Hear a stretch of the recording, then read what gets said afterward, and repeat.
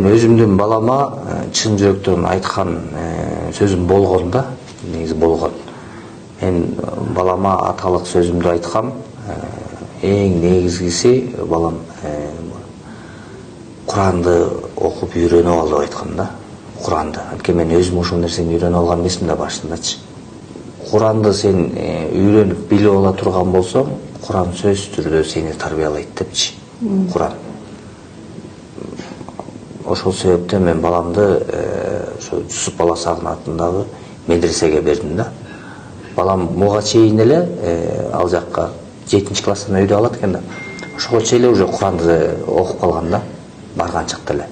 А экзаменде өтүп кетти да. Азыр мен сүйлөшкөндө балам айтат: "Ата, мен сизди уят кылгым келбейт, мен ушул жерде аягына чейин калып окуйм" дейт да. Бирок көрүнүп турат да баламдын ошо чарчап атканы, эркиндикте жүргөнүчү көрүнүп турат да. Баягы эркиндикте эркин телефон карап, мамасын эркин эркелеп, мага эркин эркелеп, каалаган тамагын ичип, каалаган учурда чыгып ойноп жүргөн бала болчу да.